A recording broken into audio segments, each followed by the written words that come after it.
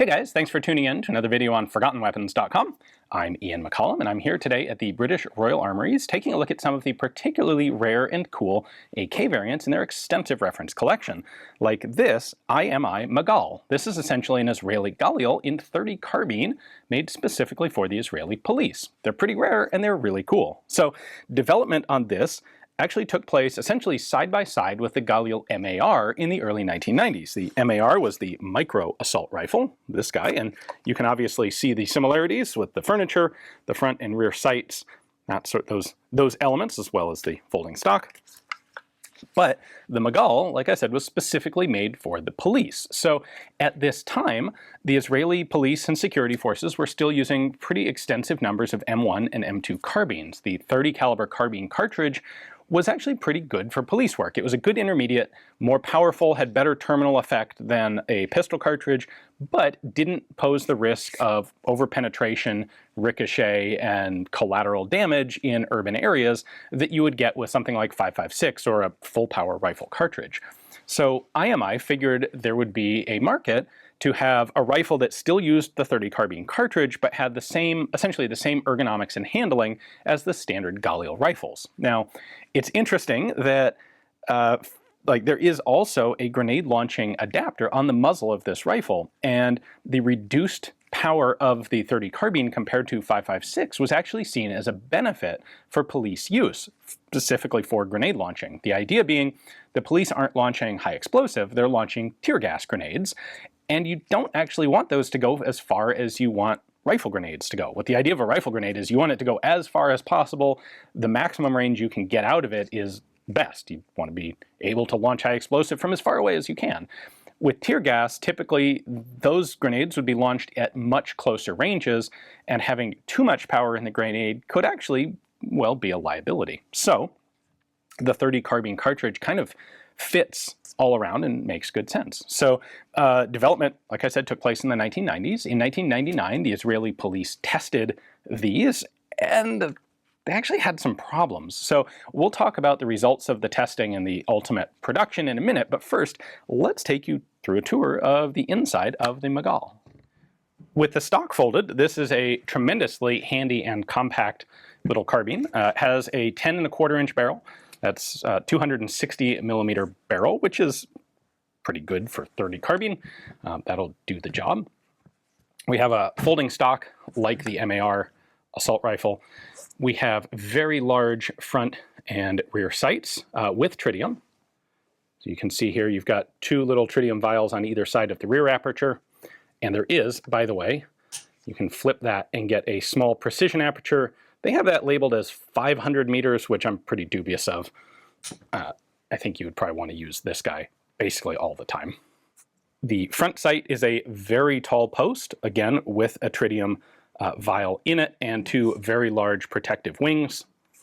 And if we compare the Magal here to the MAR here, you can see they're essentially identical components. The fire selector is just two position. There was not a full auto version of this because it was intended for police use.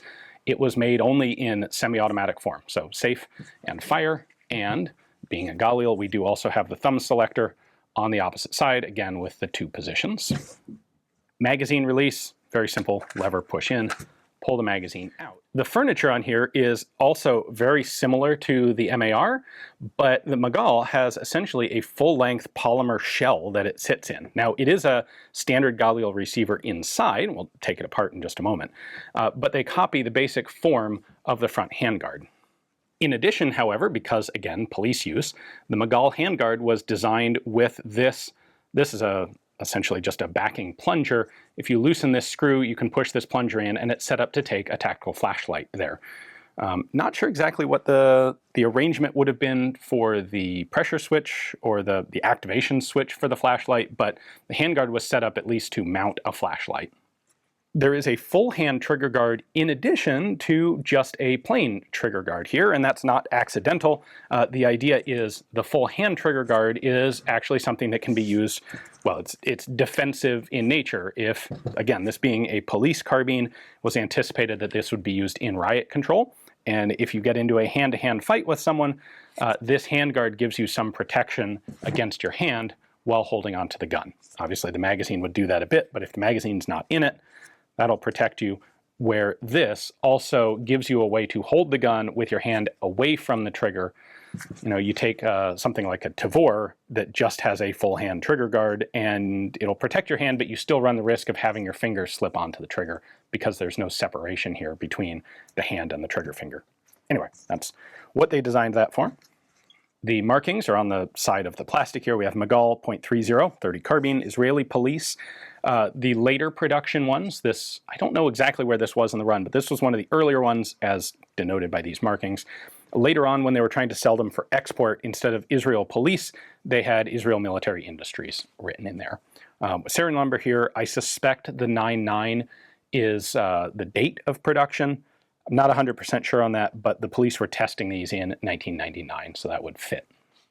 One of the questions with a firearm in 30 carbine caliber is, what magazine are you going to use? Well, IMI decided kind of to use the worst of both worlds. They didn't go with a proprietary new magazine. They took the existing M1 Carbine, or M2 Carbine, 30 round mag, but then they modified it. So the magazine catches here and the hold open follower are modified by IMI.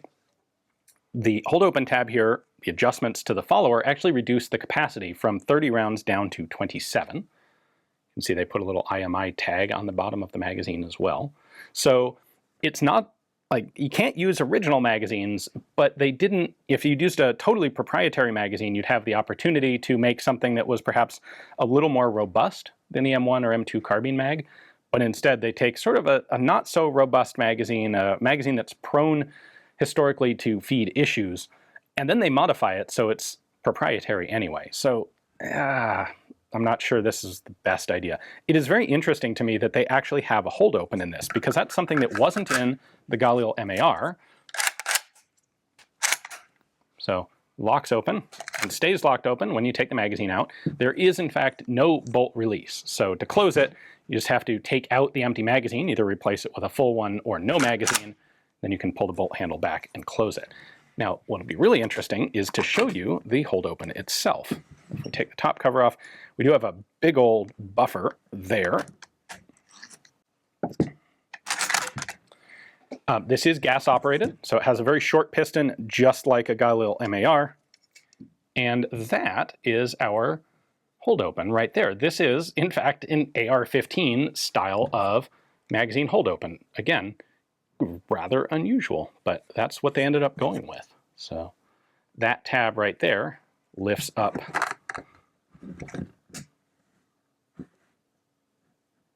that right like that. Magazine's not full, hold open tab goes down. In terms of operating mechanics, they've adjusted for the reduced power of the cartridge compared to 223 by opening up the gas port. I don't have the exact numbers, but this is our Magal bolt. This is a standard Galil MAR bolt, and the two are identical. They didn't cut any weight out of the MAR bolt. So the bolt face, or they didn't cut weight out of the carrier. The bolt face is just slightly smaller to fit 30 carbine, but they didn't make any change to the weight of the operating components, which means they had to make all of those adjustments with the gas piston instead. And that may have contributed to some of the gun's operating irregularities. The trigger and the safety selector will actually clear back here, but you have to spread this out significantly, like 1/4 inch on both sides, in order to pry it out from around the front of the gun. So I don't have that process to show you, but you can see the end result here. So this is the full polymer furniture component, a couple of little heat shields in there for the barrel, which is nice. And I like the fact that the heat shields actually have some standoff distance away from the polymer. So it does actually seem like it would do a pretty good job of insulating the handguard. These are only semi-automatic, so I can't imagine that you would be, like, you're not mag dumping this thing in full auto, so this heat shield probably is completely effective at keeping the gun nice and cool. There's our handguard tube. Inside there, when the gun's assembled, you have a spring and a plug.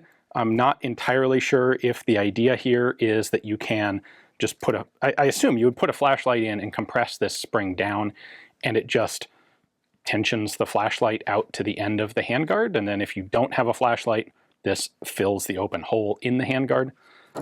If that's not it, then I'm not sure why the spring in there. Probably the most interesting element of this, with the polymer, the furniture assembly removed, is the magazine well itself. So you can see obviously it's made to fit in a regular 5.56 Galil magazine well, but it's permanent. It's riveted in place back here. And in fact also up here, that rivet right there are connected to this magazine box. So this is not ever going back to 5.56. It is permanently 30 carbine. It includes its own magazine catch right there. Otherwise, this is a full standard pattern of Galil receiver. So they didn't bother to retool to make a shorter Galil receiver. They just put this shortened magwell in. It is, I think it's relevant to note that the magwell relocates the magazine to the very front so that you have a minimum travel between when the cartridge starts getting pushed out of the mag and when it actually starts to enter the barrel, and that's important for feed reliability. All right, a couple other features to compare. It is interesting that the ejectors in the two guns appear to be exactly the same. So it seems that they didn't have to make any change to the ejector position for it to run suitably in 30 carbine. The recoil buffers, however, are different. This is the MAR in 5.56. This is the buffer that comes standard in the Magal. So it's a much thicker buffer pad in there. And last but not least, here's the weird one. The Magal receiver cover has this little tube spot welded inside it. And you definitely don't have that in the MAR top cover. And I am completely at a loss to figure out what this is. Because the receivers and the bolt carriers are actually totally interchangeable, this doesn't prevent this top cover from being mounted on a 5.56 MAR. It looks to me like it's intended to be a spring tube because it's wide open here, but it's crimped down just a little bit at the back end. It's like you could set a spring in and that would retain it. However, when we put the top cover on the gun, there is only a tiny bit of space between that tube and the front trunnion. There's no indication of, like, there's no wear, there's no indication that anything is supposed to fit in there. Maybe the only thing I can come up with is that this is somehow an ejection aid. It's located too high up to have anything to do with feeding, but perhaps they had issues with cases bouncing around inside the ejection port, because this is, after all, a bit larger of an ejection port than was, designed, than the 30 carbine needs, because it was designed for 5.56. So maybe that just ties into the ejection dynamics and prevents cases from getting stuck inside the receiver. If you happen to know the answer to this, let me know in the comments, because maybe one of you guys does, but that's the best I can come up with. So the initial testing of these rifles had some problems. They didn't quite run all that reliably. IMI made some tweaks and then went ahead and supplied 4,000 of the guns to the Israeli police. But they were never all that popular. I think the reliability issues persisted, and ultimately the police just decided this wasn't the thing that they wanted to go with. So there was an attempt to market these outside of Israel to foreign contracts. There weren't any really substantial ones that were made. Total production is approximately 6,000 of these guns. So they're really pretty scarce to find today. I think they're really cool as an actual gas-operated, not simple blowback, 30 carbine. We don't see a lot of 30 carbine stuff on the market today, which is a little bit unusual considering its similarity to a number of other cartridges that are out there. In particular, its similarity to 300 Blackout. We're talking 7.62 by 33 millimeter here. Typical loading is a 110 grain bullet at 2,000 feet per second. That's not that far off of supersonic 300 Blackout. Anyway, it is an interesting development in an unusual cartridge for a specific application. Big thanks to the British Royal Armouries for giving me access to this one to film, because you don't find very many of these around. Hopefully you guys enjoyed the video. Thanks for watching.